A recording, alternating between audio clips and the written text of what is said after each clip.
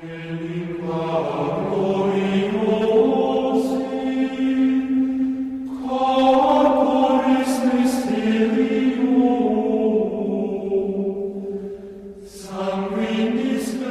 Renacimiento es el fenómeno cultural que en los inicios de la Edad Moderna retoma los principios de la antigüedad clásica, actualizándolos a través del humanismo, sin renunciar a la tradición cristiana, pero aportando una nueva valoración del hombre y del mundo.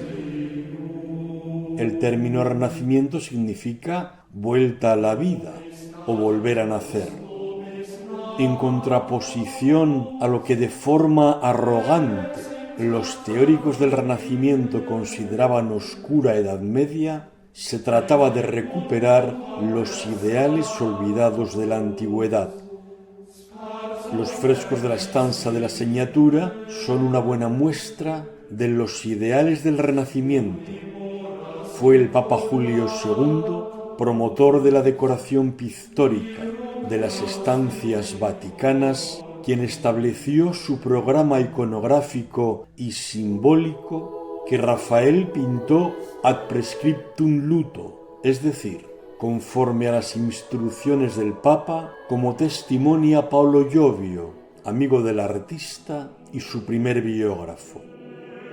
El Papa Julio II de la Rovere convirtió a Roma en el centro del arte del Renacimiento, pues durante su pontificado coincidieron en la ciudad papal Bramante, Miguel Ángel y Rafael y otros destacados artistas acometiendo encargos pontificios.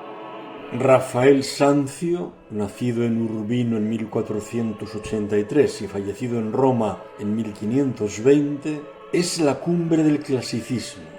Sus obras reflejan una gran perfección formal y calidad técnica, sin tensión ni dramatismo, dentro de una estética amable y serena. A pesar de su corta vida, murió a los 37 años, llegó a tal grado de maestría pictórica que fue apodado el Divino por la perfección de su pintura. De carácter afable, simpático y comunicativo, bien distinto al adusto Miguel Ángel, logró hacerse con algunos de los encargos más importantes de la época, entre los que destacan los frescos que decoraron las estancias vaticanas. Julio II, que había sido elegido papa en 1503, no deseaba seguir habitando las estancias del primer piso del Palacio Pontificio, en las que había vivido Alejandro VI Borgia, al que detestaba.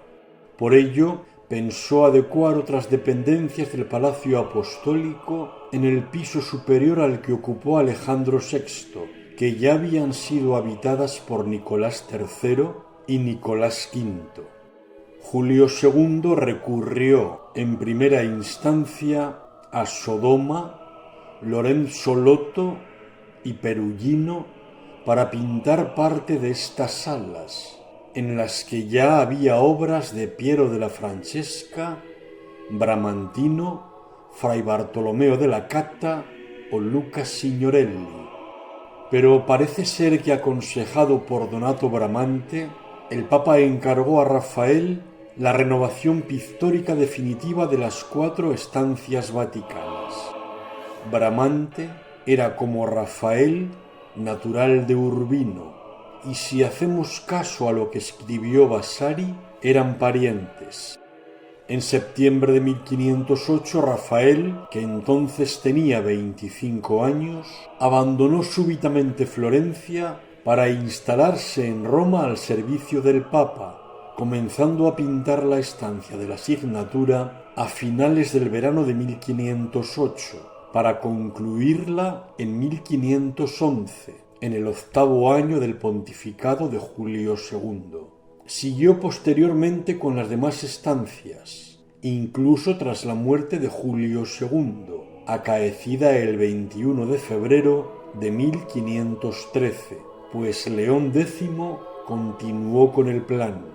Así, la estancia de Heliodoro la pintó Rafael entre 1511 y 1514, y la del incendio del Borgo de 1514 a 1517.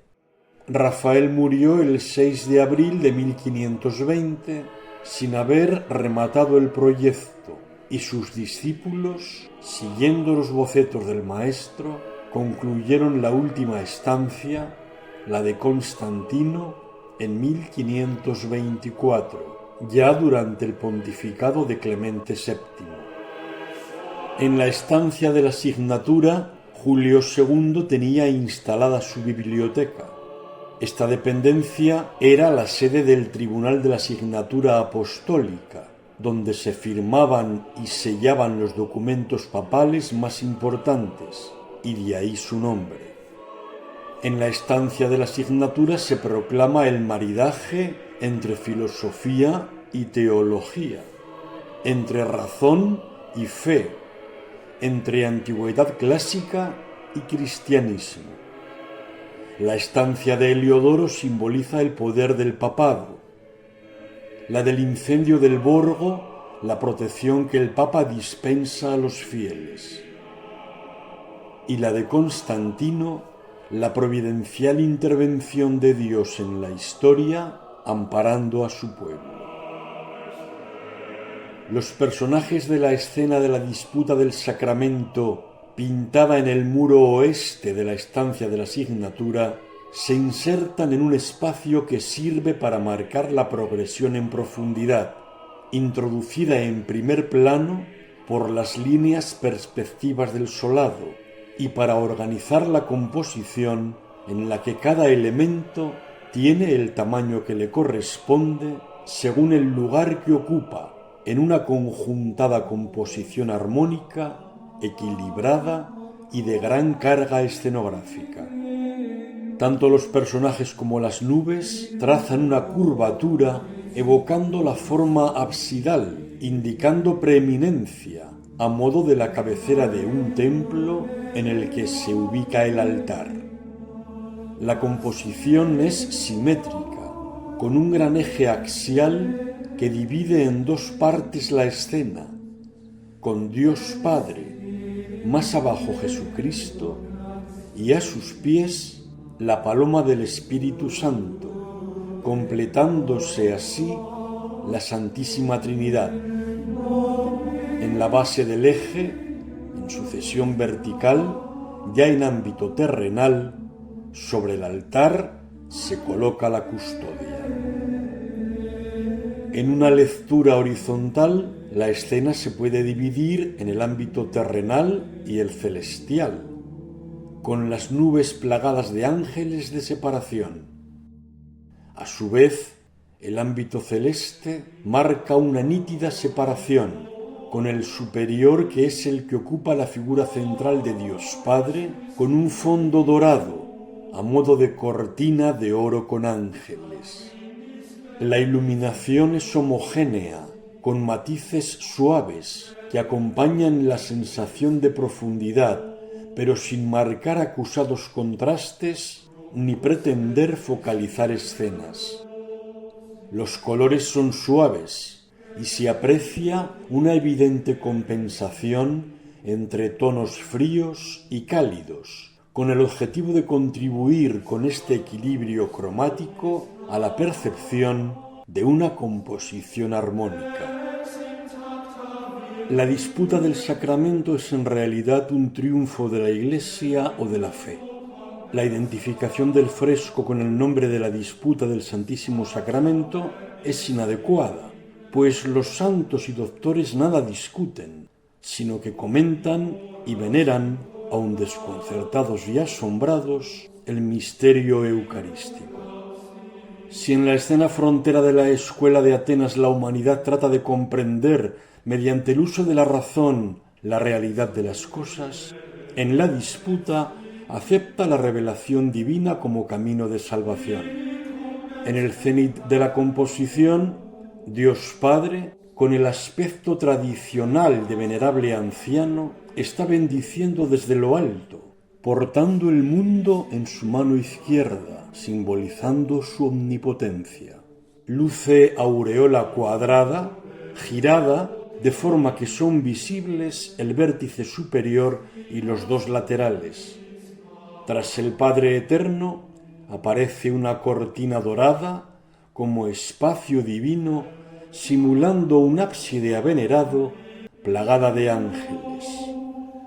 A la derecha de Dios, 3 ángeles lucen vestimentas blanca, verde y rosa, colores que simbolizan respectivamente las virtudes teologales de la fe, la esperanza y la caridad. A su izquierda aparecen los arcángeles Miguel, Gabriel y Rafael.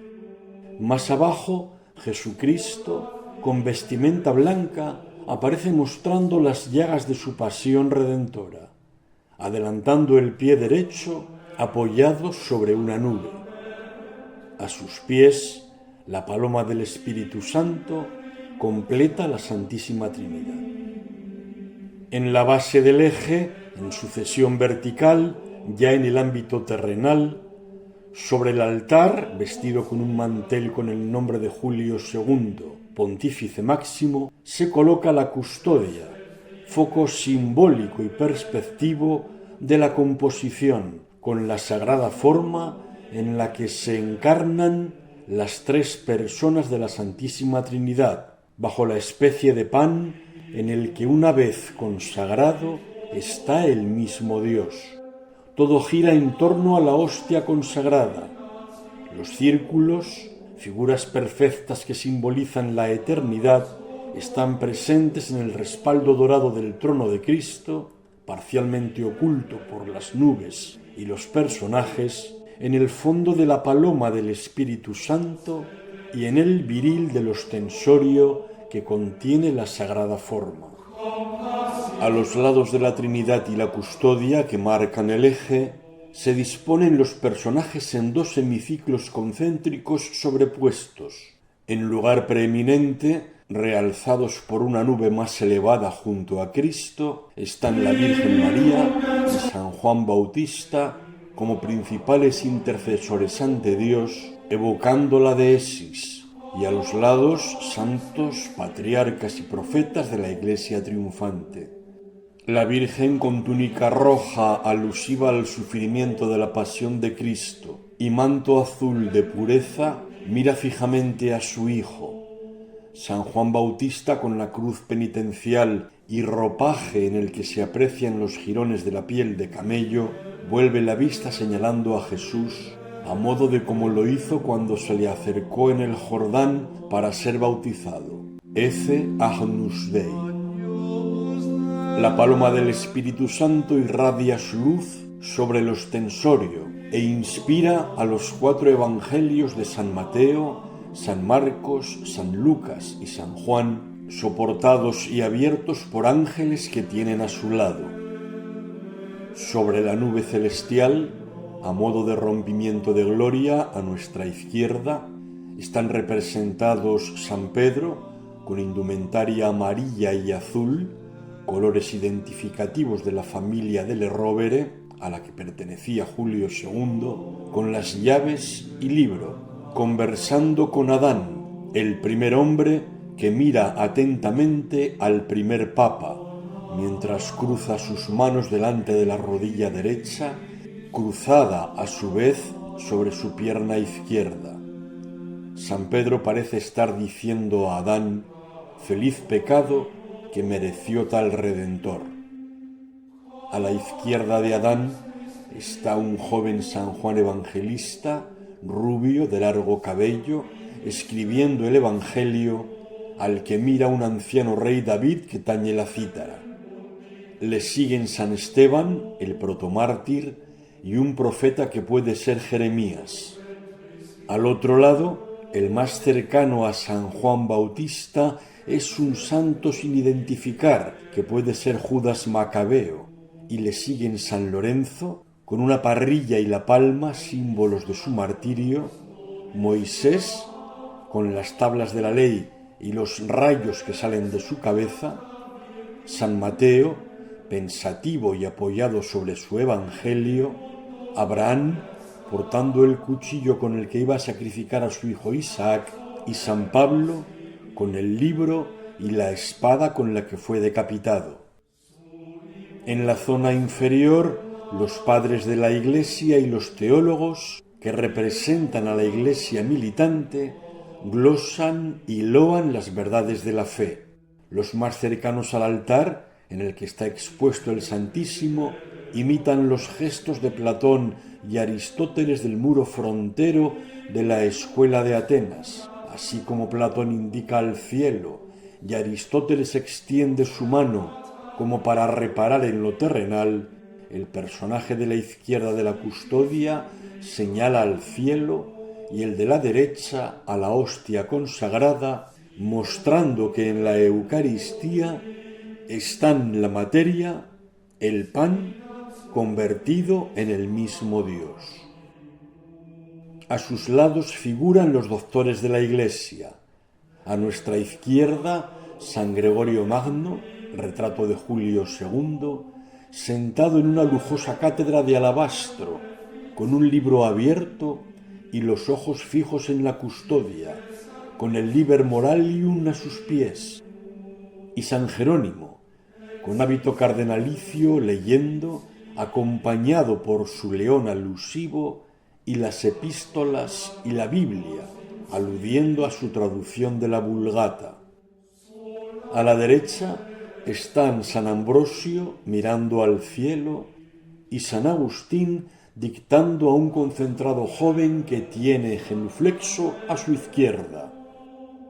Los personajes identificados en nuestro lado izquierdo son Fra Angelico, el pintor dominico que levanta los ojos al cielo en el extremo, Donato Bramante, apoyado en la barandilla con un libro, volviendo la vista a Francesco Maria delle Rovere, joven amigo de Rafael, de largo y rubio cabello, vestido con los colores amarillo y azul propios de su familia, que parece invitar a sus acompañantes a centrarse en el misterio eucarístico. A la derecha están Santo Tomás de Aquino, el Papa Inocencio III, San Buenaventura, con indumentaria cardenalicia, el Papa Sixto IV, tío de Julio II, con una lujosa capa pluvial dorada, Dante Alighieri, con una corona de laurel, y un robusto Savonarola vestido con los colores del Rovere.